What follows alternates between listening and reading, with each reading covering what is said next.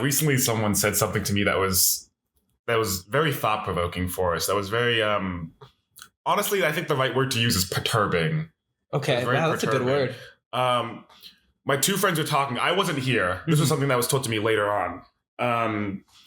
But one of my good friends said that Bobby Lee was the Barack Obama for Asian people. That Bobby Lee was Barack Obama for Asian people. That Bobby Lee was Barack Obama for Asian people. What do you think that means? Well, because I asked him and he didn't know what it meant. And I asked the person who said it and they didn't really know what they meant. I know what I think they mean. I know what I think they mean as well, which is that, like, you know, for a lot of, like, Black people, Barack Obama becoming president was like, maybe racism won't be forever. Right? Like, at its core, like, that's like what it broke down into. Yeah. But I don't think Bobby Lee's a good example of that for Asian people. No, well, what I think they meant by that was like, I guess like Black people listen to Barack Obama intrinsically, like that's the guy they look up to. For a while, they were like, right, he's the Black guy. And I guess they were trying to say that Bobby Lee was the Asian guy, but I don't know if I agree with that either. Well, I don't think it's really yours to agree with. I mean, yeah, I guess so. It's like, I mean, how could you know?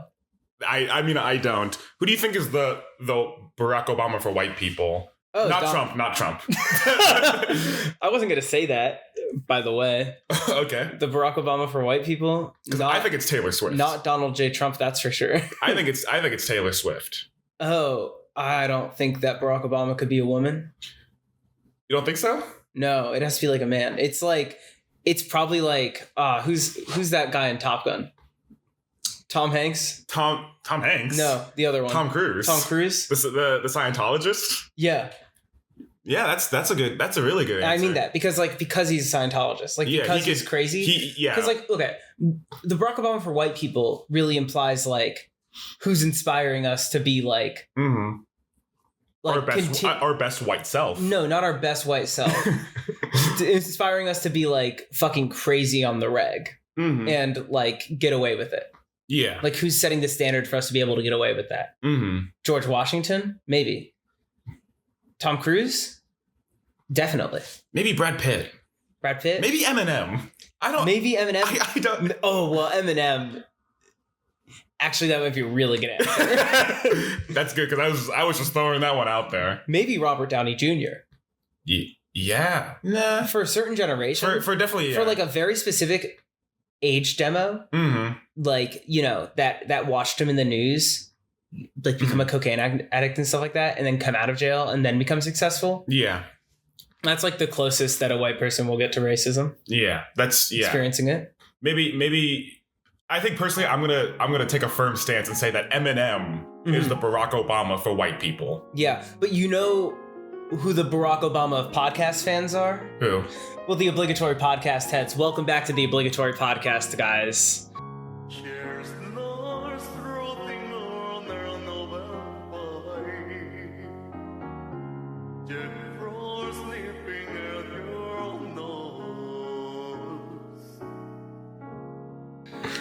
What is up? I think for the intro, I'm gonna have the chairs, nose roasting. You know that. You know that one. Yeah, I think the audience is gonna love it. They'll like that. They'll like that because they're the Barack Obama of being a podcast audience. Because other audiences look up to you with how giving you are, like how much you're willing to set what you have aside for other people. And, you know, actually it is the season for such an occasion. That's true. You know, recently I was actually talking to Santa Claus and he actually told me that he thinks that we're the Santa Claus of podcasts because we're so giving. I've heard a lot of people on the forum saying that. Yeah. And Blitzen, Donner for sure. Yeah. But I personally don't want to be the one that's like self-assigning that title. Right. No, I would say if anything, we're more of like the Rudolph of podcasts. Like we're kind of like leading the way through the night for other podcasts to follow through and give under what we have. You know, I think about the greats. I think about the Joe Rogan Experience. I think about Talk to that's Prancer. And I think about like how without us, Mm-hmm. they wouldn't be able to navigate that fog. They'd be lost. They'd be lost. They wouldn't know what to do. Do you remember when they used to make fun of us? I do. Joe Rogan and Haley Welch specifically at the lunch table. Yes. At the podcast lunch table. Yeah. I remember specifically Joe Rogan, he wedgied me. Yeah. He wedgied me in front of Haley Welch. It was so embarrassing. God, that fucking asshole. Fucking asshole. But that's the thing about him now, is that, if he's... They wouldn't let us play in the podcast games. They wouldn't let us play in the podcast games, but now, like, we have some people in the podcasting world, like the Pod Save America, for example, who have always been very kind to us. That's true. Chuckle Sandwich, friends of the pod, we love you guys. No, we killed them. I mean, we killed them, but we had to. We killed them, and it was because of our rivalry. That's true. But I thought it was more like a friendly rivalry, At least I wasn't going for blood. I know you and Schlatt were going for blood. Yeah, me and Schlatt had a lot of like deep-seated beef. I think that, like it's hard, right? Because like me and Slimesicle, me and Slimesicle Charlie were very chill for a very long time, and then he stepped away, and Jay Schlatt started getting really mean to me. Yeah, and Ted was kind of just like letting it happen. I mean, Slimesicle was kind of the Rudolph of their friend group. He was the one leading the way through kindness. That's exactly how I was going to say that. Sorry. I didn't mean to steal your... No, but it's actually a really good point. It's a really good point. You stole my bag of gifts. Speaking of bag of gifts, Santa Claus was also talking to me recently, and he kind of went through a rough year this year. He had a rough year. I was emailing him earlier, and he was filling me in a little. Lots of stuff going on. He just didn't have enough time to prepare for Christmas this year, and he actually told me that he has 16 like people or things or abstract ideas that he didn't have enough time to debate to see if they were naughty or nice. I think people don't realize how much of a process it is up in the North Pole. Yeah, people, they sing about Santa, they read about him, and they hear about the naughty or nice list, and they think, yeah, whatever. It's just some list that some guy thinks of. Yeah, that he also checks twice. No, I mean, he checks it twice, but it's not only him checking it. Yeah. There's a very similar system to the U.S. judiciary system going on up in the North Pole. It starts with local. Yeah. Like less disputed cases. And at some point, it will actually go all the way up to the Santa Supreme Court. Yeah, of elves. And like, these are the cases that we're taking a look at, he didn't have enough time. He got through a lot. Don't get me wrong. He got through at least 25 last night. That's true. Yeah. He's been trying to come back. Yeah. But he's just been busy, and the elves have been having to take time off. I mean, I don't think he minds us saying it. He is going through a divorce. Yeah. I wasn't sure if we were allowed to say it or not. No, he said that it's okay if we talk about it. So Mrs. Claus, Miss Jones. Recently divorced Santa and got with his evil twin brother, Ants. Mr. Paws. Yeah. And there's just no easy way to say that. And Santa's been taking it really well. I mean, he's been kind of exploring himself more. He's been opening up to a lot of possibilities. There's true. A supposed engagement with Blitzen on the table. Yeah, he's talking to Blitzen. They're kind of doing things, but we're not here to talk about that. We can get into that later. That doesn't matter. That's it. We have I don't know how many. We just have a bunch of things that Santa sent us in that people also were wondering. Yeah. And we're just gonna go down the list here. Today we are the judge, the jury, and the executioner of presents. Awesome people. Punisher reference. That's not a Punisher reference. That's just what people say. That is what people say. Okay, awesome. Starting off, we have that's interesting. Santa Claus. He's at the top of our list. Well, he's been very down on himself lately. That's true. I guess maybe he wants us to, talk about if he is worthy of being nice, if he is worthy of receiving the gifts that he gives to all the children in the world. Yeah. Every single child in the world, no matter what their religion is. Especially if they're not Christian. Actually, he kind of forces it on them, which is to me quite naughty. But yes, Santa goes out of his way to do this stuff for everybody, and nobody was ever doing it for him. That was at the root of the problem with Miss Jones. And I gotta say that's pretty darn nice. That is pretty darn nice. But you know what? Let me play a little bit of devil's advocate. Please do. Santa disproportionately... Well, Santa's a friend of the 1%. We can talk about this. Yeah. Disproportionately, the gifts that he gives to the richer kids versus the gifts that he gives to the poorer kids who are also very nice is like a little bit naughty to me. And a lot of people would say it's an expectations game. Yeah. But it's not like kids know to expect less because their family is maybe not as well off. No, I mean, like... Why should the rich kids expect to get like a nice sports car for Christmas at 15 when they're strong believers versus like the poorer kids and the lower class families who just have to wish for like it's expected of them to wish for something small like food, but like the richer kids, they get that. Like what is they're getting their Christmas every day. Yeah. What are your thoughts on Santa giving the naughty kids coal? I mean, is that like... Look, I mean, if a kid's naughty, that's not nice. That is true.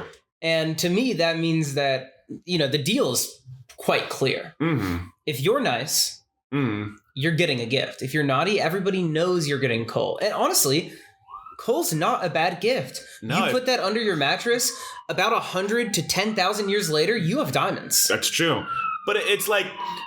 Sorry, there's another fire hydrant going. Yeah, hey guys. I'll cut it out. If there's...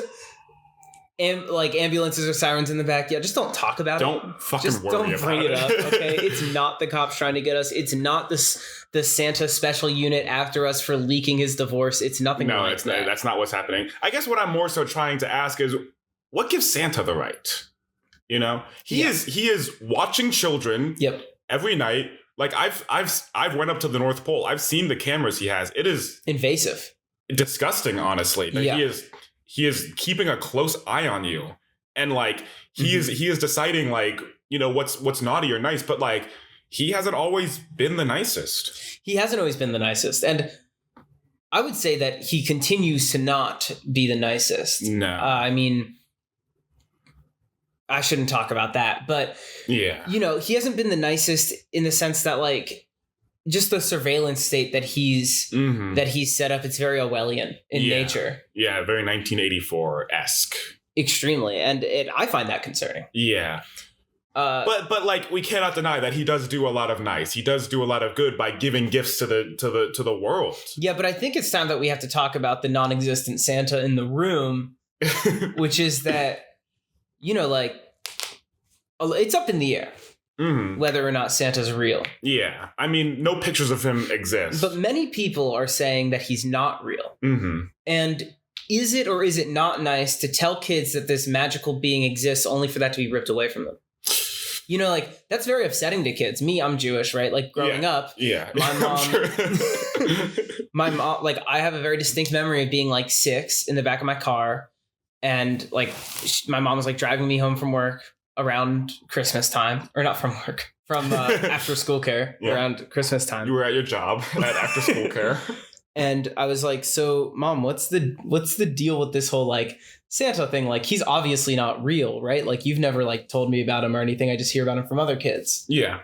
And she's like, well, yeah, he's not. But you really can't ruin this for the Christian kids. It's really going to ruin a lot. Like, it's going to be really bad. Like, everyone will be mad at you. And so like Santa's setting this expectation only for it to be torn away. That's true. And it's true. People don't mind getting lied to. People love being lied to. Oh, yeah. But they hate finding out. That's true. I don't know. I think, when we lay all the facts out on the table, like it's not a good case. No. For the non-existent Santa Claus who rips away childlike wonder from kids. And the real life Santa Claus that we know very well. For our friend of the show, Santa Claus, recently going through a divorce, struggling against alcoholism. Oh yeah, and some drug use. The snow. Yeah. The snow that he's using. And look, like we're in that guy's corner. Yeah. I think he's nice in there. But the idea of Santa Claus, that's going in the naughty corner. That has to be naughty for me. Yeah. Okay. And what he's doing with Blitzen is naughty. Yeah. Oh, I mean, we don't have time to talk about it, but we should move on. All right. Which one of these bottom ones do you want to go with, Forrest? I mean, I think that it's important that we talk about this at some point. And, this has come up on the podcast before. George has a lot of feelings about this particular topic. It's true. And everybody knows it. It's called Mario Party. Yes. Famous board game turned video game. You know, there's been probably, 15 installations into the series? Oh, definitely more. Definitely more. Maybe upwards of 20? There's definitely been 10. Then there's, the top 100, which is the 100 games. And I'm trying to just think mainline. Because I understand there's like Minigame Island and stuff like that. Yeah, that's like 15. We'll go with 15. And, a lot of people love this game. They love this game because they get to turn their brain off and they get to look at the screen and press a button and it feels random. Yeah. And they don't care if they win. They don't care if they lose, but some people care a lot. George, what do you think? For me, it's rough because I love Nintendo. I love Mario. Oh, yeah. And I love parties. Yeah, I mean, if you're loving all these three things, then I would imagine a marriage of them would be just nothing short of beautiful. But I don't know, just every time I've played Mario Party, it's almost always been such a miserable experience.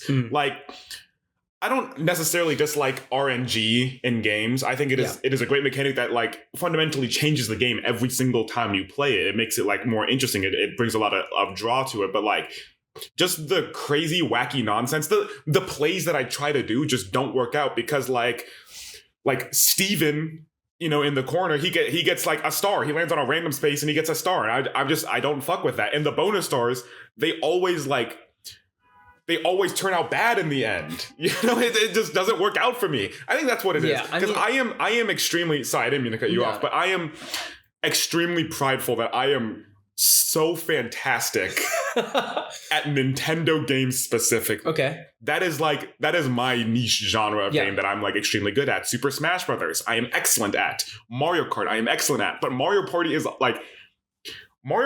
my Moby Dick. I think that's what it is. It is never the whale. Ever won. It's the whale that I've tried to conquer, and I cannot get a good grasp on just how to do it. And I will chase it till the end of time. But I think the game is naughty for that. I think that there's a lot of skill in Mario Party. I mean, there is. And I think that I hear a lot of people all the time talk about the RNG of Mario Party. And look, you can't get around the fact that there's RNG.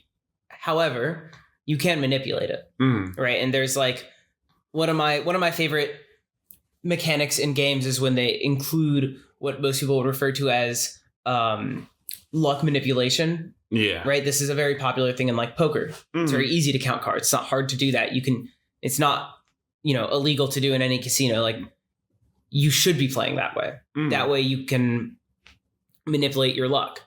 Or one of my favorite roguelike games of all time, Dicey Dungeons. It's a game where everything you do is based off of dice rolls. So you really have to the game is entirely just manipulating your luck. And it's very similar for Mario Party. You just have to be ready for a lot of these things. Bonus stars don't always turn out badly. Always. What's happening is that you're not really preparing for all of them. Okay, obviously if you're going for Slowpoke Star, you're not going to get the Distance Star. But you can go out of your way to okay, I have no big play this turn. I'm going to try to land on Happening. And then that way you get a Happening Star at the end of it because nobody else is doing that. There's a lot of genuine skill there that I think gets overlooked by a lot of people. That bothers me. With that being said, I think that Mario Party is probably one of the most infuriating games ever created. I mean, I think it was designed for that. All dependent on who you play with. Yeah. Let's get into this topic. If you are playing with people who are fun to play with and matching your energy, if everybody's trying, it's extremely fun. If nobody's trying, it's not really that fun. If two people are trying and two people aren't trying, it's at best medium fun. You know what I think is the most fun is when everyone's having a terrible time. When everyone is getting dicked over by the Mario Party gods, that's when I think the game is at its most fun. Yeah, well, I think people call that trauma bonding, actually. Yeah. And no, but I think that's real. I think that the big thing for Mario Party is because there's so much perceived luck, everybody's getting fucked over, and also everybody's getting lucky all the time. That's true. So it's this kind of constant epic highs and lows of Mario Party games. But I will say this recent Mario Party that came out, Jamboree, I think it's quite excellent. They do some really interesting things that I like. Yeah. Really like. They have a great roster. I love the buddy mechanic in the game where every single character has like a specialized mini game, and I'm great at the mini games. Like the mini games are where I think the game is like where I have the most fun in. The Mario Party mini games are fantastic. Nintendo's really good at making little bite-sized mini games. WarioWare. Exactly. Labo. Mario Party. Nintendo Labo. Yeah. Oh, the DS thing where you could shoot people. Oh, yeah. I don't remember what the name is, but I know exactly what you're talking about. You take pictures of people. That game was fucking terrifying. That game was a lot. It was fun, yeah. It was super fun, very terrifying. I think, personally, I would say that Mario Party is naughty. But objectively, it's nice. It is nice. It nice. Brings a lot of joy to the objective amount of joy that it brings people is probably larger than the objective amount of like sorrow that it will bring to people. Absolutely. Simply because most people, they're just like sitting down to have fun. Especially like, you can play it with your family. Yeah. Growing up, like I played Mario Party with my family sometimes. Yeah. Or like we'd have like game nights. We all hop on the Wii.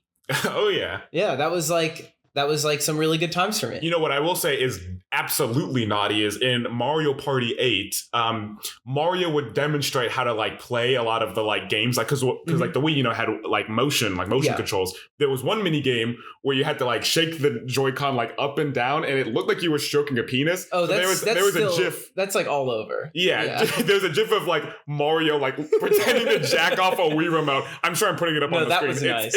That was awesome. It was naughty, but Mario Party, that is nice. That is nice. We're putting that on the nice list. Jack 'em off games is like a genre of games. Mario Party. Let's move on to something a little bit more niche, something a little bit less talked about. Pigeons. Sent in by my friend Claudia. Pigeons, a lot of people are gonna come out of the woodworks here. I know there's a lot of crossover between our fans and the Birds Are Not Real community. That's true. It's arguably a circle. Yeah. And look, I'm here to say that I think birds are real. Wow. That's bold. I know. And on top of that, I love seeing a pigeon. I see a pigeon. That's a large amount of joy that I'm feeling instantly. Are there a lot of pigeons in DC? Yeah, and they're not scared of people. Yeah. It's awesome. I think I heard somewhere, I don't know if this is exactly true, but like pigeons used to be like domesticated. We would like attach notes to them and like send them around. Bird. But then we stopped doing that a while ago when like, the phones were invented. Right. And now they like have this strange draw to be like around humans. But now they're just all over. We don't They're want also them. Just so populated. Right? That's true. And another aspect of like, first off, let me just get this out of the way. Watching them walk is adorable. Oh yeah. The way that they bob. It's so cute. It's so cute. Also, the fact that like they're cleaning up after you motherfuckers. That's true. All the time. Dirty people leave the outdoor dining area of like your local Chipotle. I'm not saying that it's right to be feeding these pigeons. It's bad for the environment and for their digestive system. Bad for them. However, you guys are creating a problem and they're helping somebody else at their job of cleaning it up. That's pretty damn nice. They're going out of their way. That's very giving. That is extremely within the Christmas spirit. Also, while we're on the topic of the Christmas spirit, classic Christmas food is like roasted birds or like poultry, right? People, squab is another name for pigeon. People don't say you eat pigeon. They say you eat squab. Okay. And like that's very delicious. People love that. I agree. Forrest, have you heard of a game called Hatoful Boyfriend? Sorry, one more time. Hatoful Boyfriend. This is a pigeon dating simulator. Okay. And let me just say this. The pigeons in that game, very naughty. They are incredibly naughty. Some of the naughtiest pigeons I've ever met in my entire life. I can only imagine. I went to the school for a little bit with my good friend Dia last Valentine's Day, and boy, do those pigeons, I had to say it again for us, they get naughty.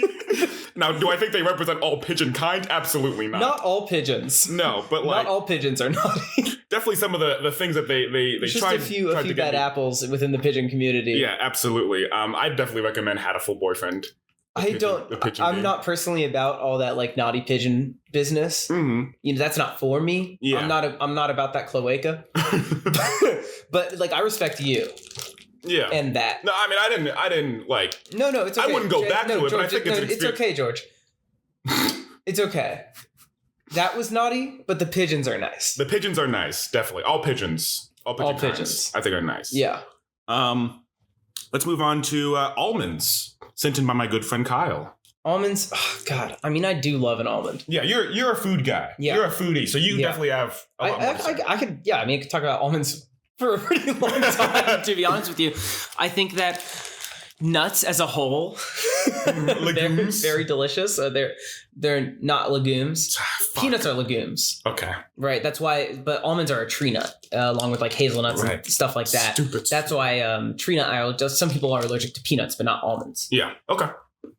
However, almonds are used in a lot of like so much food, and it's so delicious. You know, like you look at a romesco sauce. I think that's like Spanish romesco sauce. That's basically just almonds that you toast and then blend together with like red peppers, like roasted red peppers and olive oil at its core. Hopefully some garlic. Very delicious. Yeah. You know, you can chop them up, add them to your salad. Slivered almonds, probably found in most American pantries. And then you can like just so many dessert options. Yeah. Almonds have a beautiful like rosy almost situation going on. Those were almonds in the Brussels sprouts that we just ate. Right? Yeah, I did cook you Brussels sprouts earlier, and there were almonds in there. You know, I always keep some on hand, and on top of that, they're just great for snacking. That's true. You could heat them up, blend them up, turn them into almond butter. You can make a beautiful vegetarian pate. You know, you can like. There's so many options. Yeah, I know. My little brother, he definitely for a while was really into like just like salted almonds. Yeah, I have some salted almonds in my pantry right now. I'm very into them. But I think we got to talk about the elephant in the room. Cashews are better. Yeah, I was gonna say the same thing. No, Forrest. Almonds are serial murderers. They kill a lot. But don't you like a little bit of danger? I mean, it's not danger for me. It's danger for the people that do have tree nut allergies, you know? Yeah, but honestly, can I come out and say this? That I think that's more the person's fault than the almond's fault? The person community is not going to like you saying that. But the almond community is going to love me. Yeah, I mean, they already love you. Yeah, I mean, they're going to go nuts over me. Yeah, exactly. But you know, like you can just not eat the almond. And on top of that, you can actually build up a tolerance to it. You can functionally remove your allergy. This is like a totally real thing that you can do. Interesting. You can go in, if you're okay with shots, you can go in and get shots every once in a while. And over time, the allergy will start to fade as your body like essentially like gets immune to it, creates a resistance, almost like poison. Or you can like, if it's not too severe, you can do exposure therapy, like genuine exposure therapy. Yeah, you could talk to an almond in real life. Yeah, and then you take a little nibble. The next day, you take a little less of a little nibble. You know, and they do like to be eaten. Like they do crave to be like, that's their whole thing. Fuel for generations, and you know. Yeah. Oh, you know what else we do have to talk about though when we talk about almonds is almond milk. Yeah. Because this is a very controversial milk alternative. Yeah. Now, almond milk, of course, is going to be one of the more delicious and less calorically dense. So good. Like everybody loves just a pint of almond milk. I'm thinking about it right now. Foaming at the mouth. I'm creaming my pants, Jesus honestly. Christ, dude. I mean, that is naughty. But everybody thinks it's nice. But not the almonds, because they like to be eaten, but they don't like to be milked. No, well, larger than that, it's actually the reason that it's become out of vogue within the past, like maybe 5 years, is that it has pretty bad environmental impacts when compared to other milk alternatives. Like that's true. Like oat milk or like soy milk. I remember when I was working at Starbucks, I was actually serving an almond at one point. Like an almond came in. And, it's weird. I didn't get many almonds. We don't have a lot of almonds in, the area that we... Like, visibly irritated from all the milking. No, yeah. They looked like dry and shriveled and they just wanted a little bit of substance. And, our special for the day was like an almond milk like latte. Yeah. And God, they ripped into me. I mean, I was like, I didn't put it on the menu, but... I mean, can you imagine if you walked into a place and it was a clown milk latte? Clown milk latte? How would you feel? I'd hate that. You'd hate that. You'd feel like your people Yeah. We're just being taken advantage of and used for your goods. For my delicious milk. For your calorically light goods. Almonds I'm going to give a nice 2. I think almonds are extremely nice. I think that, it's not the almonds' fault that the environmental impact of almond milk is poor. And largely they're good. Yeah. Forrest, I'm going to let you pick the next long list from Santa here. I want to talk about the DK, the Donkey Kong. Donkey Kong. DK. He's the leader of the bunch. I mean, you guys know him well. Donkey Kong, famous for his hoard of bananas. I think he's in the Guinness World Record book for largest mound of bananas. Yeah, actually, can we put that picture on screen of him in the Guinness Book of World Records? Thank you, editor Elf. Thank you. I mean, Donkey Kong, there's just so much to cover. We'll try to be brief. So, first off, his teeth are retractable. And that's just crazy. So we just have to get that out of the way. Yeah, but everyone knows that. Yeah, but also I would argue that makes him probably very nice in bed. I'm sure it does. And that's naughty, that thought. I think it's important to nail down which Donkey Kong are we talking about, because not many people know this. Donkey Kong is a junior. He's a third, because there's the original Donkey Kong from the arcade games. Yep. Now that is Cranky Kong. Then there's Donkey Kong Jr., who is Cranky Kong's son. Yeah. The Donkey Kong that most people think about, the Mario versus Donkey Kong. Yeah.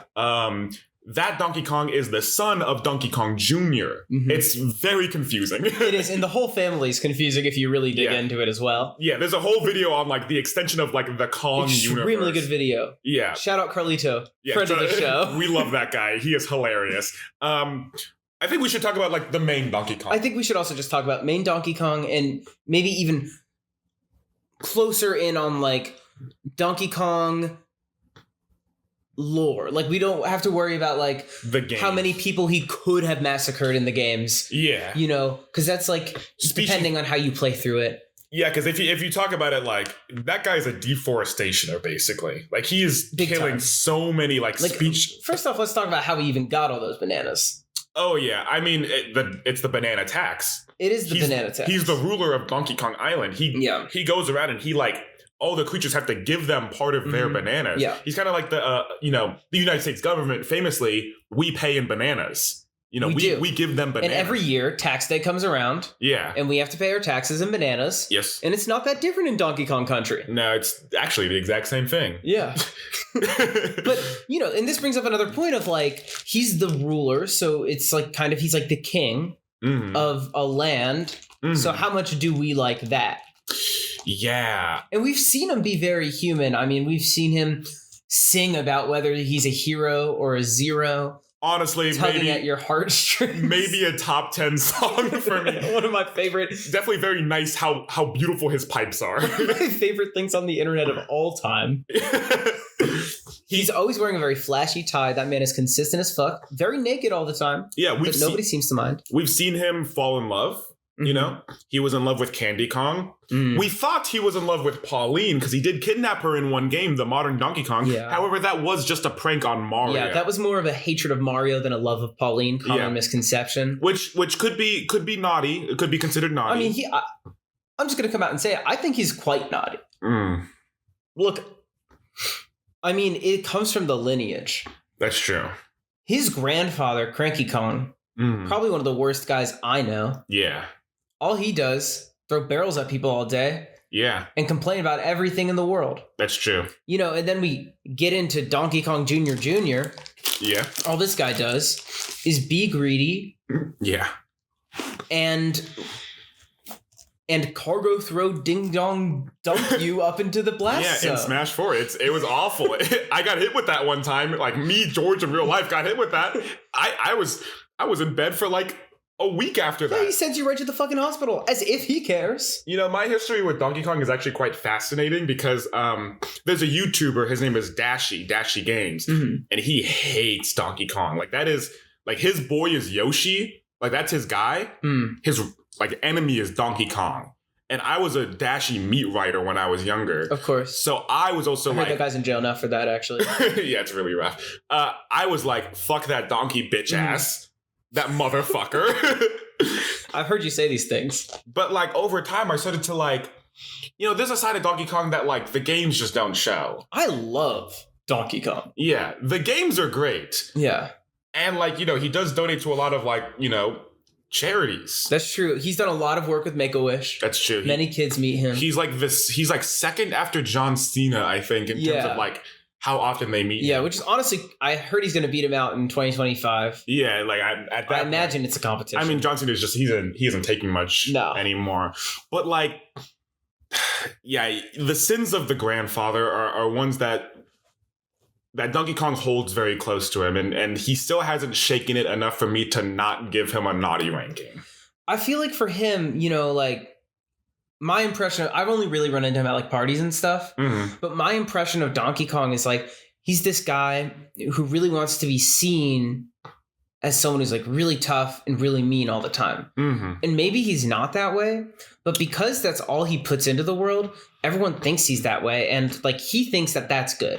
Yeah. But he might be the only person who thinks that that's good. I mean, there's a reason why him and Candy broke up.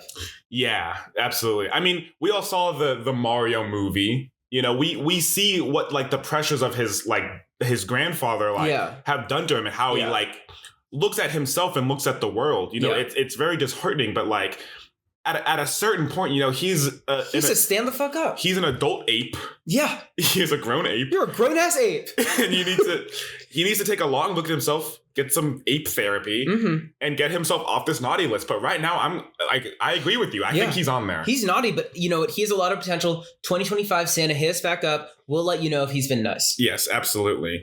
Let's talk about New Girl, sent in by my friend Maddie. New Girl, famous show. Famous show, yeah.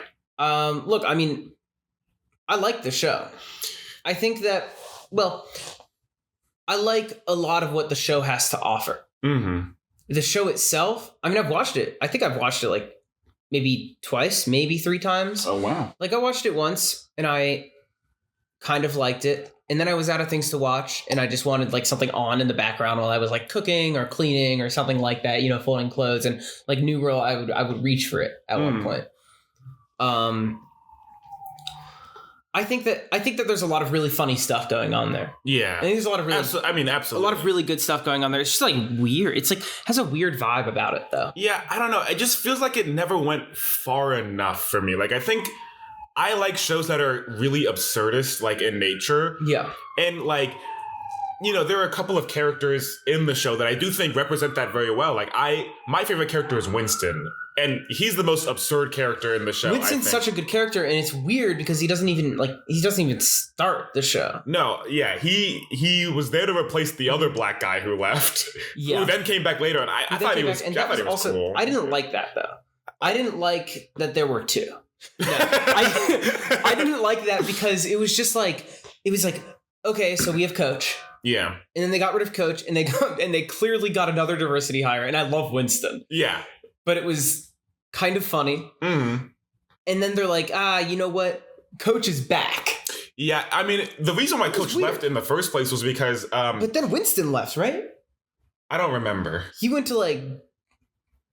No, he started gone, and then they made up a weird reason. Apparently, he was playing basketball, and he broke Latvia, he broke his leg. With. Yeah, he started the show off as, like, a very regular guy, and then, like, just became this, like, cat-loving, like, weirdo. His arc gets awesome. He became a cop at some point, I think. Didn't like that. Yeah, that was kind of weird. But he was, like, a really hilariously bad cop, which was awesome. By far the most absurd character in the show, though. Like, Winston's my guy. He is my goat. But, like, Schmidt just takes the cake. That's my favorite character. My thoughts on Schmidt are, like, I don't know. Like, he says things and he does things I just, like, certainly don't agree with, but, like, it's that thing where it's like, I just can't stay mad at you. You know what I mean? He's written to be so weirdly charming. Yeah. As this guy. I mean, like, it comes in at the very first episode, I think they introduced the douchebag jar. Yeah. Where this guy so commonly says stuff that is so incredibly intolerable that he must pay. Yeah. And also he's rich enough for that to be chill. And for some reason, he's living with these other people, like one of which doesn't seem to be making money. Like the concept, like, it's all there. Yeah, it's all really funny, and then the episodes play out, and it's only, like, medium funny. But it has some really, really good moments. And I do really love the like relationship arc of Nick and Jess. Like that's like I like that a lot. It's so incredibly like real and raw. I do like Schmidt and Cece. The way that they handle relationships is actually, I think, some of the best in like really sitcoms. Period. But like I don't know, like a sitcom is supposed to be funny, and I just like in the whole like 9 seasons, I remember like maybe 3 jokes that I thought were like really good. You know what I mean? And they're all Winston. Yeah, I think that when I'm watching New Girl, I'm not thinking about it as like a sitcom. I don't know what I'm thinking about it as. I'm thinking about it as like a weird like dramedy show, but like that's bite-sized. I mean, it is a sitcom. It's supposed to be a sitcom, but it doesn't feel like pure comedy because they're trying to like shovel a lot of emotion into it. And they're trying to make there's no show that's properly balanced it that I know of other than How I Met Your Mother, where it's like, yeah, I've cried watching that show and it's a sitcom. And I think New Girl was going for that. Yeah. And I just don't think it happened. I don't think it reached that. And I mean, I finished the entire show and I remember like finishing it and just thinking like I didn't love it. Yeah. I liked it. I like it a lot. But I don't it's not in my top 5, you know? I wouldn't even put it in my top 10. Personally. Yeah, I don't think it's in my I don't think it's in my top 10 either. And I think like I would recommend, if someone asked me, should I watch New Girl? I would probably say, yeah. But I wouldn't be like, if someone asked me if they should watch like How I Met Your Mother or like another show that I love, like if they're like, oh yeah, should you watch Atlanta? Should you watch like Avatar: Last Airbender? Should you watch Community? I'll like freak out on them and be like, yes, and then you should tell me everything you ever thought about it. Like, but it's like with New Girl, it's like New Girl. I'm like, yeah, you should watch it. You should watch it, but like, and I'll ask you afterwards if you liked it. But that conversation ain't really gonna go anywhere. You're gonna hear me say, yeah, that's pretty good. Yeah, you're not gonna hear me go, yeah, I loved it. Yeah. So objectively, it's a nice show. I think it's nice. I think it's nice. There's nothing naughty about it. There's true. Nothing like something else about New Girls. I don't feel like it was ever at any point like bad. No. Like that's something I really respect about it. Because there's a lot of shows that I think are really good and then simultaneously really bad, and I think that makes them a bad show. But New Girl, I don't think that happened. No. So that's definitely on the nice list. Keeping on with the medium train, George Sullivan, specifically from George's Lunch Food Review, the movie. I mean, he's not very into the Christmas spirit. At least that's how it starts. Yeah. But, you know, over the movie, we watch him kind of grow. I don't need to like tell these guys. Obviously, they've watched it. They've all seen it. They've all seen it. I am positive many times, that. And they tell me often that they love it. Yeah. Yeah. I mean, it's interesting because it's like when you think about the movie, for the like most part, George sucks. George is so hard. Like, I hate that guy. Like, George sucks. And like working with that guy on the movie, you know, I directed the movie, but working with George on the movie sucked. Yeah, he was rough to work with. He would routinely get silly off of orange beverages. He wouldn't take the work seriously, and he would be caught lounging. Yeah. And then like actually acting in the movie, you know, he keeps basically this whole entire team hostage. Like Caleb in the movie talks about it. He hadn't seen his family in weeks because he was forcing him to work on his awesome lunch food reviews. Yeah. I mean, can we talk about it? And also threatening him with certain death via gluten. Yeah. I forgot he did that. He said that if Caleb does not edit an episode on time, he sneaks a couple croutons into his salad, and we see the effects this has on Caleb. He almost dies.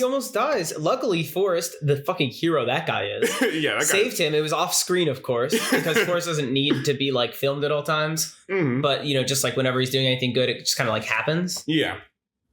I mean, he saved Caleb's life. Yeah, thank God he was there. But you know what? By the end of the movie, he, like, objectively, George Sullivan from George's Lunch Food Review, the movie, did save the entire world. He brought joy back. He did push Julio to enact that scheme by producing just, like, straight up much better, much funnier, better produced food reviews than that guy. So much better, by the way. Yeah, I mean, can we talk about it? Can we talk about it?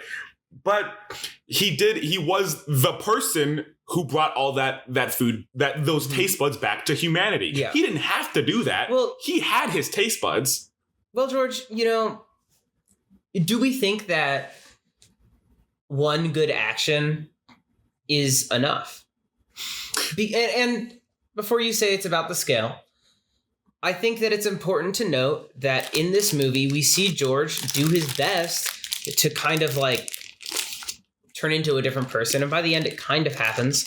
But also, throughout the movie, we see him be awful to people routinely. And in a moment where he's supposed to be vulnerable and supposed to care and change, he films an apology video that seems like he doesn't even know anything about caring. No, absolutely not. So what are we, as the judges of the Supreme Court of Elves, stepping in today for Santa Claus, of course, supposed to do with the knowledge that George could be easily faking this change, trying to get more views because we've seen him do behavior like that before? Here's what I think. I don't think one action is enough to completely, flip you from the naughty list to the nice list. But I do want to bring up the fact that, at the end of the movie, George acknowledged his faults. He showed that he is willing to change, and he was making steps. But we don't know if it's real, George. I think it's real. George, we don't know if it's real, and we just can't get in the head of those writers. No, I mean, those guys are geniuses, and it's an impenetrable fortress those writers had. Yeah. But I'm just going to say it. I think he's naughty. I'm going to say, I think in the movie, objectively, he is naughty. But I will say, for next year's list, he's making a lot of progress. He has the ability to make changes in his life to become nice, and to get on the nice list. I think some people kind of need the coal in their stocking. Yes. It's a wake-up call. Sometimes you need a wake-up call. Sometimes you just need a little kick in the butt. Yeah. And then you're off to the races running. And that's really what I hope happens for George from George's Lunch Food Review of the movie. This year when he receives coal. But this year he will be receiving coal. Oh, absolutely. Absolutely. Forrest, I'm going to let you choose, the next one. Just giving you a little bit more participation. It's true that I deserve it.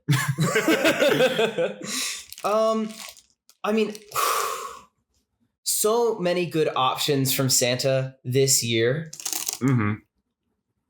Let's talk about it. Let's just talk about what we really have been meaning to this whole time. Street parking on a one-way street.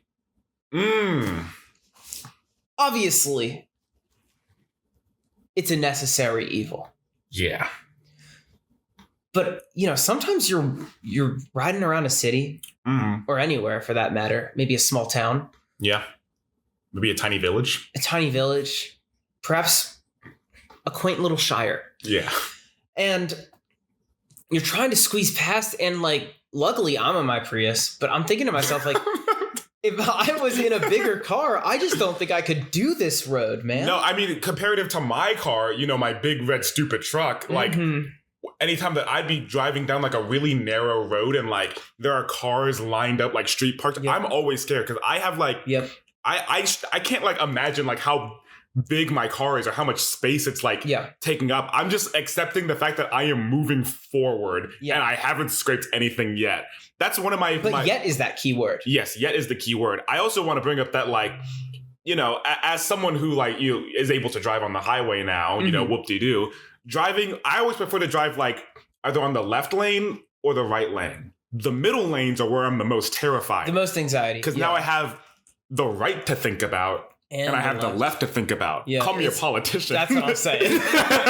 It's you're basically the Joe Biden of being on the highway. Of driving in between cars. Yeah, no, everybody's saying this about you actually because your brain doesn't work. But the other thing with the street parking, we have to talk about the street parking, the act of street parking. Never pleasurable. Definitely a skill to be learned and mastered. And some people have. I'm not awful at it. I'm not great at it. That's fine. But... Sorry, Forrest. For the audience, a Discord notification went on. Forrest had flashbacks. My eyes rolled back. But... Wow, that Discord notification really lost my train of thought. Oh, yeah. So when you're in the act of street parking, everyone behind you's mad. Everyone in front of you doesn't know what to do with themselves. They're confused. They're going forward as they normally would. Yeah. And you're under an immense amount of stress. That is a naughty feeling. Yeah. Just the feeling of that alone is naughty. Everybody behind you, they're pissed. I already said that. It's just, it becomes stressful, and it makes me think that the one-way street as a concept could perhaps be the naughty thing going on. No, I mean, I don't think we really need to talk about it much more. I mean, just everyone understands, like, just street parking in general is always an awful feeling. Like scouring the streets to find like a space that's big enough for you to parallel park, but like you're not very good at parallel parking depending on the person, you know, listening. So you're like, I'll wait for a bigger spot, but then the bigger spot never comes, and it's like, and you might park 15 minutes away. Yeah, and it's just like, what are we doing? We got to get rid of street parking. We have to get rid of that. We have to start the commoditization of parking. I think that's naughty. Oh, absolutely. The idea of a parking garage. That's naughty. Just, I mean, like, what do you do? Parking garage owners get coal every year. Oh, yeah. Santa called me up. He told me that. Yeah, he let me know. So, yeah. Street parking on a one-way street, naughty. Naughty. People who own parking garages, naughty.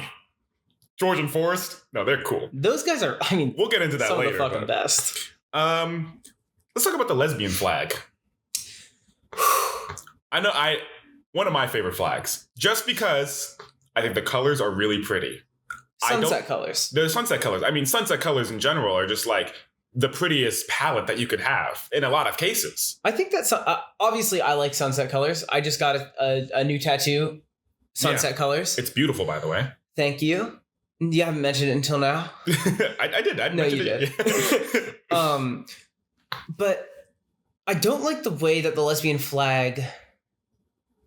Well, okay, actually, earlier to you, I said that the new lesbian flag is worse than the old lesbian flag. I'm going back on that. The old lesbian flag, it was too separate.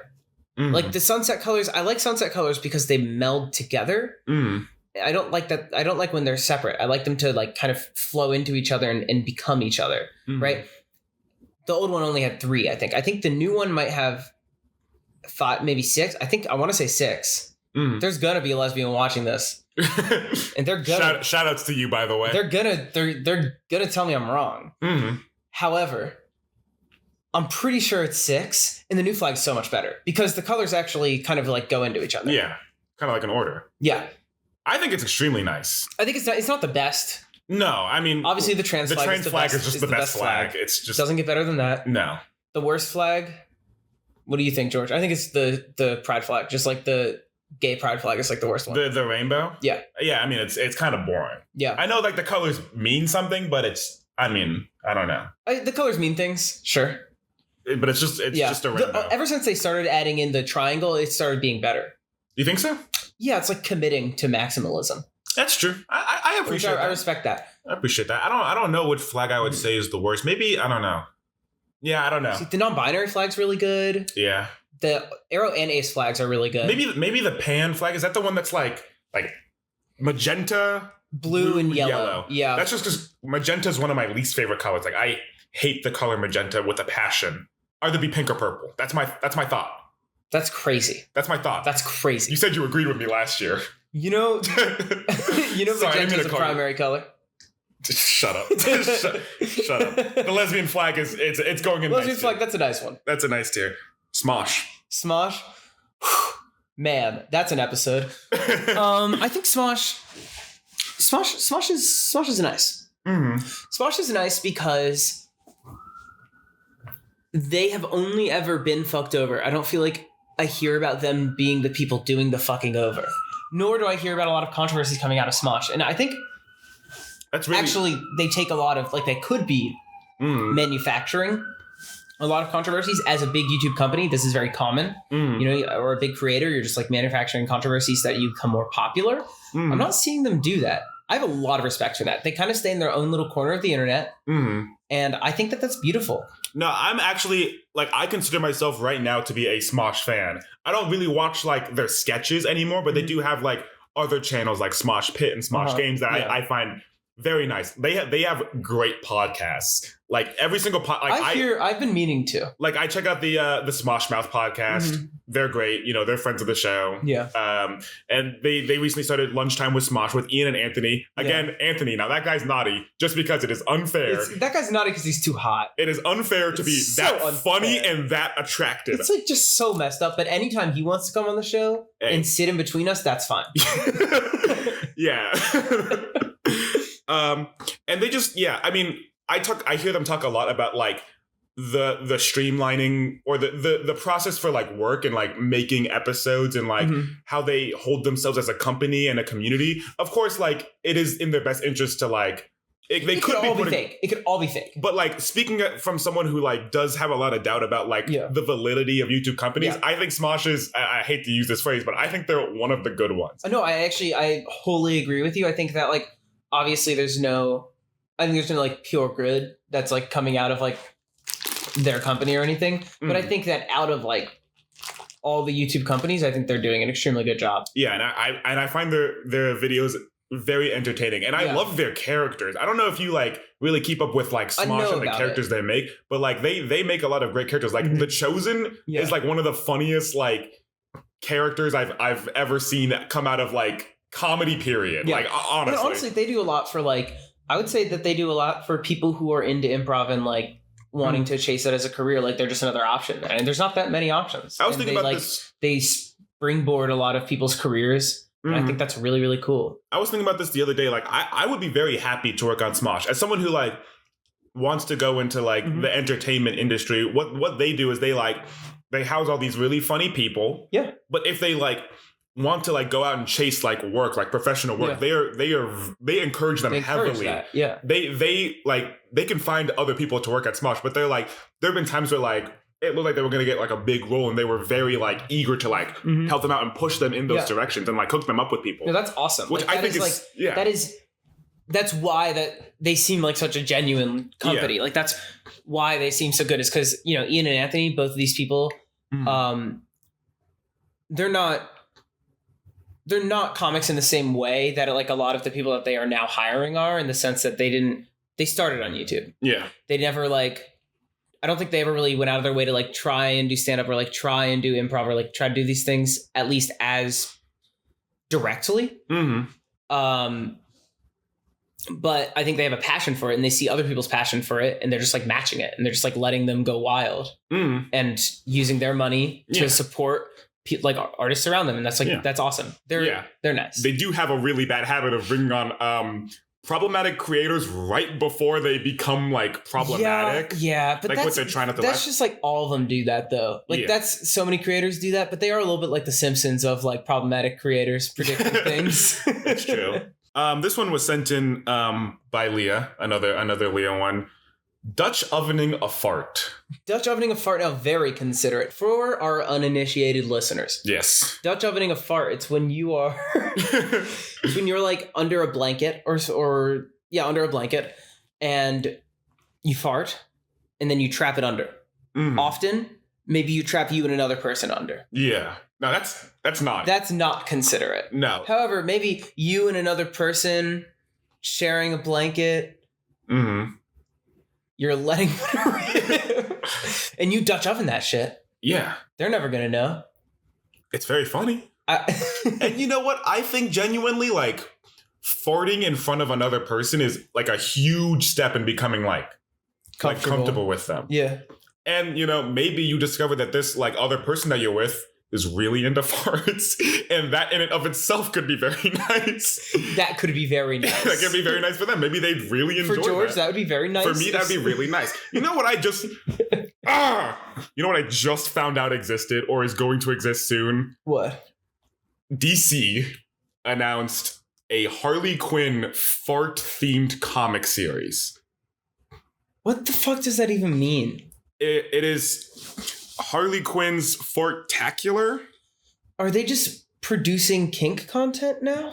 It's like one of those things where like writers like this. You see this a lot in like kids cartoons where they'll like really try to like write in their thinly veiled fetishes into episodes. Like one of the biggest ones is like making cartoon characters fart all the time. You see this in like Total Drama, especially. Yeah. Like the people working on that show, they fucking love farts. They love farts. Yeah, they're actually animating with one hand whenever there's a fart. It's I have this is like this is a very popular thing with TikTok too. This is ridiculous. Yes, that is an officially licensed DC product that they are. This is just so obviously fetish content. Yes. Yes, it is, and they're officially making it. Okay, I'm just gonna come out and say that is naughty. Oh, I mean, objectively. That's naughty. And if I don't think that's nice. I think that you should leave that to the internet. Mm. As a company, if you're not like trying to be an adult creator, you know, like I don't think DC's trying to like create porn. No. Maybe they are, and I don't know it. But if they're not trying to create porn, they should be leaving that to the fans that are just like creepy. I agree, but they're officially making it. But we're talking about Dutch ovening a fart. We're talking about Dutch ovening a fart, which, you know, I guess for some people would be very nice. Yeah, for people who write Harley Quinn fart comics would be very nice. I think the only circumstance where I could see it being naughty is like you're trapping another person under it. But I think that might be common. Trapping another person underneath? Is that like I don't know, but I feel like that would be I mean, isn't it though? If you want to like fuck with somebody? I don't know. I don't do a lot of fart-based comedy. I do actually zero fart-based comedy. You and me both for it. But there's a lot of like men out there that do fart-based comedy. And I feel like if they're trying to like, you know, mess with their boys or something like that. Yeah. You know, like you trap them under. I guess they might find that funny. They might think but that's like naughty inherently because you're like doing a prank that's supposed to be bad. Well, I guess what Leah was describing it, she was describing it as like just yourself. You know, like you're alone in your room. Yeah. You fart under the covers. You put it over you, and you just want to feel something. Yeah. Are you a person who enjoys smelling their own farts? My farts don't often smell. Mm-hmm. So I guess I don't care. Okay. But I wouldn't use the word enjoy. I know.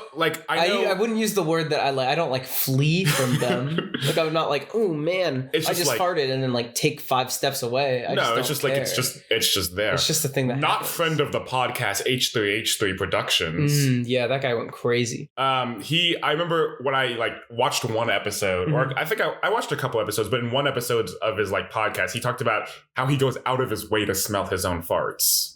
Thanks, Ethan. Thanks for telling us that, Ethan Klein. That's really cool. So I think like Dutch ovening is great for them. I think it's like the only people that are Dutch ovening a fart are the people who will enjoy it. But you know what? Like you should then just go enjoy it. So that's nice as like an option.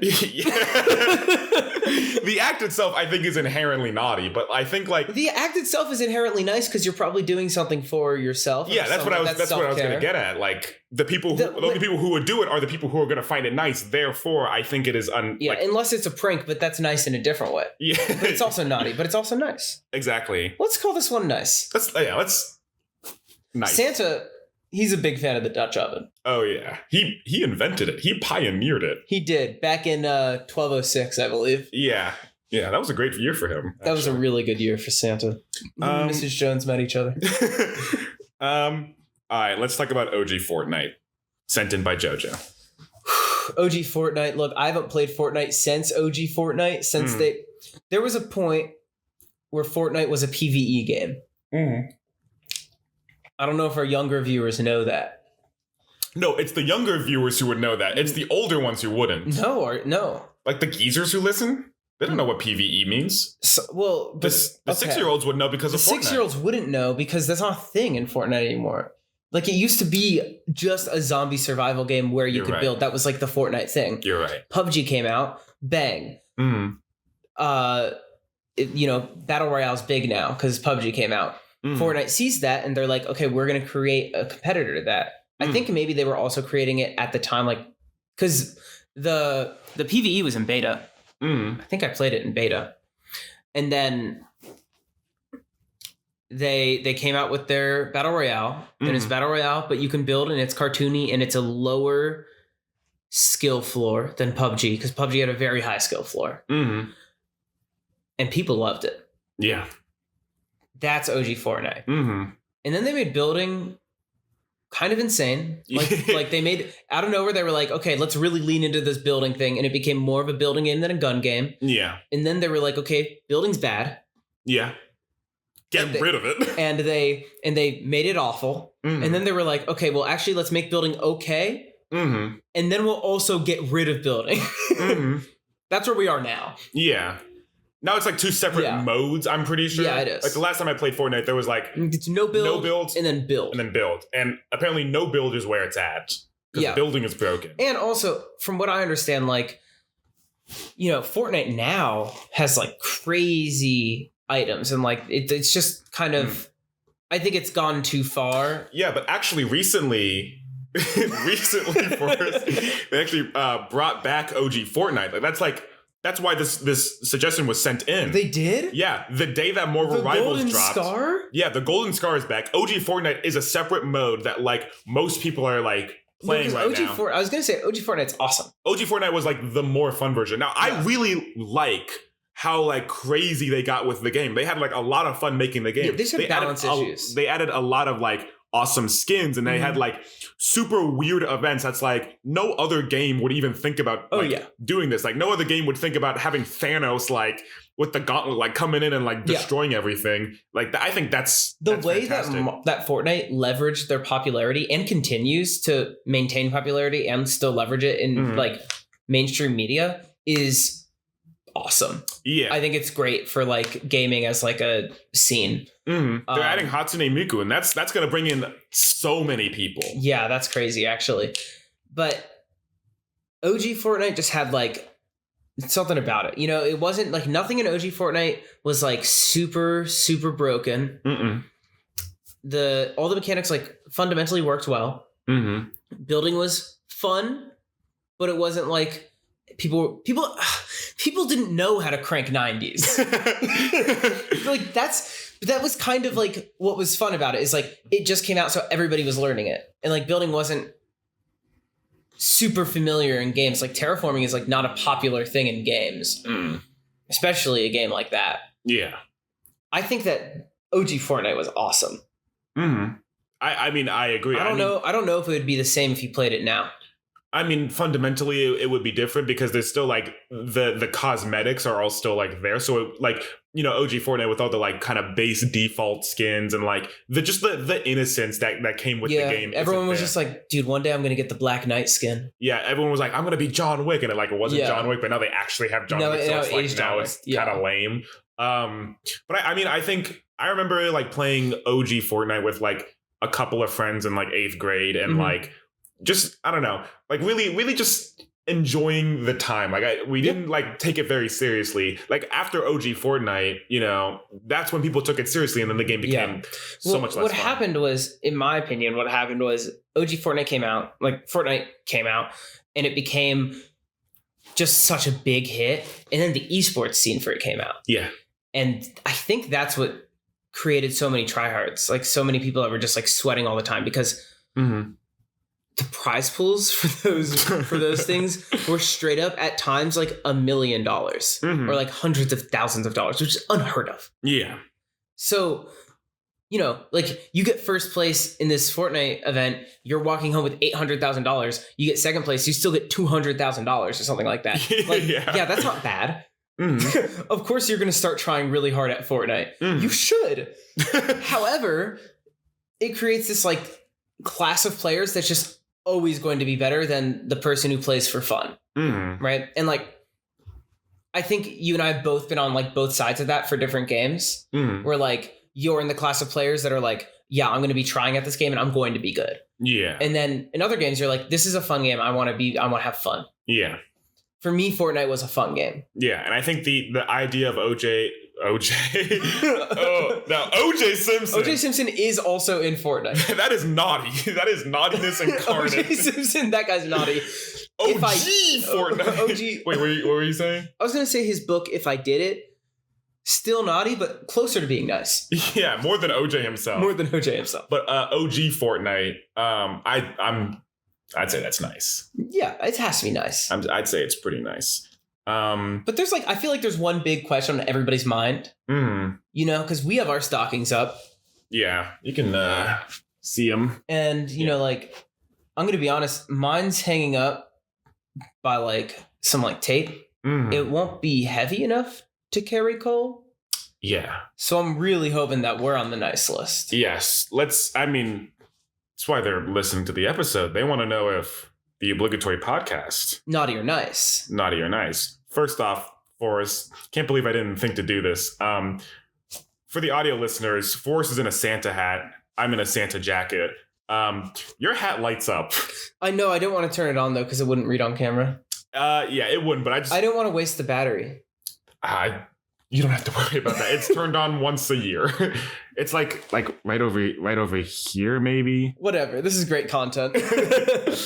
Yeah, no, we're kitted out, and like we both love Christmas equally. Yep. Christmas is big for both of us. You know it. I've never celebrated. I've decorated one Christmas tree. Oh, nice. Ever. Mm-hmm.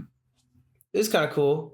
Yeah. It's a very I don't know, quaint. I think the word I want to use is it's a quaint experience. I think that I've had one Christmas experience where I was like, I kind of get it. Mm-hmm. In my senior year, the girl I was dating at the time, we did Christmas, and we were cuddling by the tree, and I was like, okay, I kind of get it. Mm-hmm. Kind of get Christmas. The vibe, yeah. It's the only time I've really understood Christmas. I think Hanukkah's so much better. Oh yeah. Hanukkah's so much better. Mm-hmm. 8 nights. 8 crazy nights. You're supposed to eat fried food. That's the whole thing. Mm-hmm. It's blue. Mm-hmm. People like blue. That's a better color scheme than red and green. It's blue and white, which are higher up, definitely on my list of favorite colors. Yeah, it's a more fun name. Mm-hmm. But that's not what we're talking about that. We're here to talk about whether or not we're on the naughty or nice list. Collectively, as a podcast. As a podcast, whether we are on the naughty or nice list. I mean, there's something to say about the year-long quote-unquote break that we both took. That's true, but there's more to say about the comeback that we've had. Oh, I mean, I'll say it, one of the craziest comebacks in podcast history. When everybody thought we were down, that's when we started. Yeah, we got back up, put on our boots, turned on the computer, downloaded Adobe Audition and Premiere Pro and Photoshop. And we got to work. Yeah. Crafting some of the greatest podcast episodes in the Richmond area. We came back with a fire under our asses, okay? It was lit. Yes. From a whole year of not doing a podcast. Wait. Do you guys hear that? That was the year of silence. That was the year of silence, and luckily now you're back to hearing our lusciously beautiful voices once more. Look, there were a lot of people in our break that were asking us about whether or not we were going to continue the podcast with hope dying in their eyes. And every day I could tell that it was hurting them. Yes. And you know what, Forrest? I'm going to be real. It was hurting me. It was hurting us. It was hurting us. And that was naughty.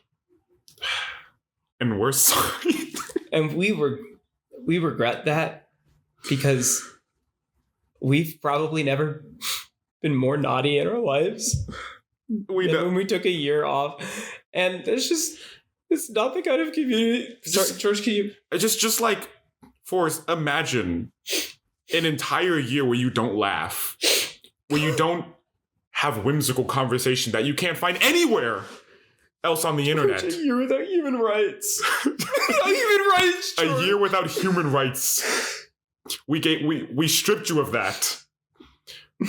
But then the glory days came. God, and it just started feeling good again. Life became worth living again. Finally, it's like roses had a scent once more. I walked outside and I heard the birds chirp, George. Yes, after that first recording session, you walked outside, heard the birds chirping at 9 p.m. And I was like, wow, God's real. He switched to a Christian after filming that episode. Yeah. He switched back shortly after that, but I was so moved. Yeah, and I mean, I'm going to say it. I think the run that we've had this first quarter, half a year, was fantastic. These are some of the best episodes of the Obligatory Podcast, and it's just some of my favorite conversations that I've ever had in my life have happened on this podcast this past semester, which is just beautiful. And I've had some of my closest friends, some people that I really, really care about, show up on the podcast, and now they're immortalized for forever, basically. Yeah. And we're going to be continuing that into next year, which is very awesome. We won't leave you guys again. Yeah, we're not planning on going anywhere. Look, I think that the idea of like putting yourself on the internet and I don't know, like creating like a podcast or whatever and sharing your like 20-year-old thoughts is very intimidating to a lot of people. And I think it's like so cool as a concept. I'm like so excited to be, I don't know, like 60 and like showing somebody me like, yeah, dude, this is how stupid I was. Yeah, just being like, yeah, and here's when we talked about Batman Head. Here's when I talked about Batman Head. Yeah. For an hour and a half. That was awesome, right? You guys thought that was cool? I mean, that's one of our most I think so. favorite and episodes. I think we've been putting out like, I think that we have had the best consistently good episodes. Mm-hmm. The most amount of consistently good episodes that we've had come out of like our return. I think that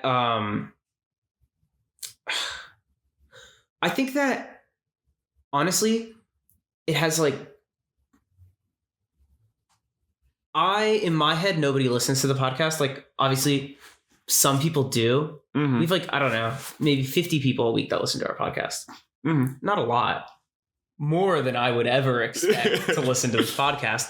But I've like had people like message me and be like, yeah, this was like a great way to like pass time. Or like, you know, when we have guests on, we are like, oh, do you listen? And they're like, yes. And one of them is like, oh yeah, like sometimes I fall asleep to it. Or like, oh yeah, sometimes whenever I drive back to college, I listen to your guys' episodes. Something like that. Like, yeah, someone said a while ago that they missed us. Yeah. They missed talking to us. And then they watched like a bunch of episodes in a row just to like, I don't know, because it's like, you know, a podcast is like sitting in a room with us two and just like listening to our thoughts, like having a conversation with us, which is like, yeah, I have friends that watch this because like we can't really hang out in person. Yeah. And like, I think that that's like so special. Yeah. I think that has to be nice. Yeah. It feels kind of dickish to be like, you're welcome for giving you this. But it's really a gift to us as much as... It's like more for... like it's more of a gift to us than it's not like it's not like you're welcome. It's like, thanks, guys. Thanks for letting us do this. Thanks for checking it out. Yeah. And there was one time I was like, out on the streets. It was actually right before I came down for winter break. I ran into someone and they were listening to the podcast. They were listening to the O.J. Simpson episode of the podcast. And that put into like, that made me go like, wow, this is real. Yeah. You know what I mean? Yeah. Absolutely crazy. But I definitely like, to me, this podcast is very nice. Yeah. What this has given me is like something to look forward to every like 3 weeks. Yeah, you know what I mean? Same. Yeah.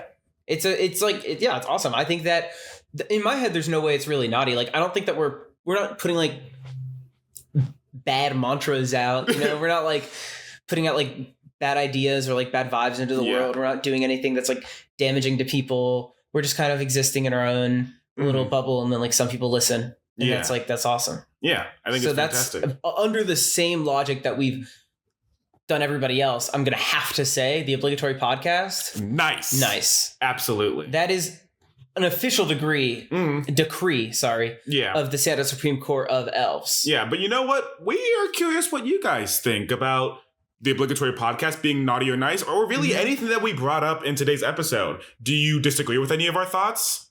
Do you agree with any of our thoughts? Do you have no opinion on our thoughts? Yeah. We want to hear all of that. Look, do you guys think that George is like a nice Nicholas? Or do you think that Forrest is a naughty Nico? I mean, comment down below what you think. I mean, you have to let us know. You have to let us know. Because we've been letting you know. Yeah.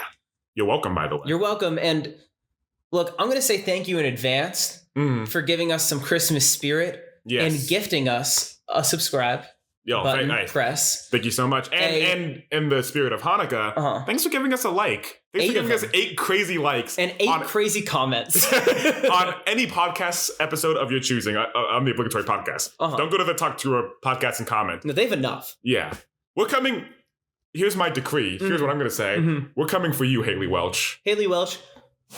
Fucking watch yourself and keep yourself safe. Laughing at me getting pants by Joe Rogan in the lunchroom. I have not forgotten and I'm coming for you. You were extremely naughty last year and you're going to get more than Cole. With that being said, thanks for watching. And as always, we'll catch you on the flip. Bye-bye. Happy holidays.